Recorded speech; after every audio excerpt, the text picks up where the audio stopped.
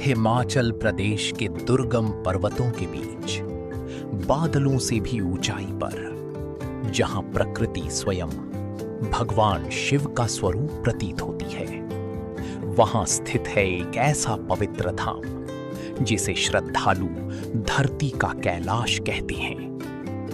ये है श्रीखंड महादेव। समुद्र तल से लगभग 18,570 फीट की ऊंचाई पर स्थित यहां एक विशाल प्राकृतिक शिवलिंग विराजमान है, जो लगभग 72 फीट ऊंचा माना जाता है। मान्यता है कि ये वही स्थान है जहां भगवान शिव ने भस्मासुर से बचने के लिए शरण ली थी। पौराणिक कथाओं के अनुसार भस्मासुर को भगवान शिव से ऐसा वरदान प्राप्त हुआ था जिससे वो जिसके सिर पर हाथ रखता वो तुरंत भस्म हो जाता। लेकिन जब भस्मासुर ने स्वयं शिव को ही चुनौती दे दी, तब भगवान विष्णु ने मोहिनी रूप धारण कर उसका अंत किया।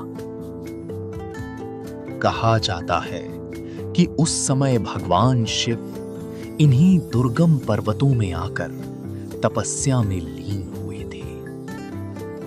श्रीखंड महादेव की यात्रा केवल एक तीर्थ यात्रा नहीं, बल्कि आस्था, साहस और आत्मविश्वास की परीक्षा भी है। यात्रा का प्रारंभ प्रायः हिमाचल प्रदेश के कुल्लू जिले के जाऊं गांव से होता है। घने देवदार के जंगल, कलकल बहती नदियां, खड़ी चढ़ाइयां और बर्फ से ढके रास्ते हर कदम श्रद्धालुओं की परीक्षा लेते हैं। सैकड़ों श्रद्धालु बम बम भोले और हर हर महादेव के जयकारों के साथ इस कठिन यात्रा को पूरा करते हैं। यात्रा के दौरान सिंहगाड़, थाचरू, भीमडवारी और पार्वती बाग जैसे पड़ाव आते हैं, जहां श्रद्धालु विश्राम करते हैं। पार्वती बाग एक ऐसा स्थान जहां रंग बिरंगे फूलों की घाटी स्वर्ग का अनुभव कराती है। मान्यता है कि देवी पार्वती ने यहां तपस्या की थी। जैसे जैसे ऊंचाई बढ़ती है, ऑक्सीजन कम होती जाती है, मौसम हर पल बदलता रहता है और रास्ते और अधिक चुनौतीपूर्ण हो जाते हैं। लेकिन शिव भक्तों का उत्साह कभी कम नहीं होता।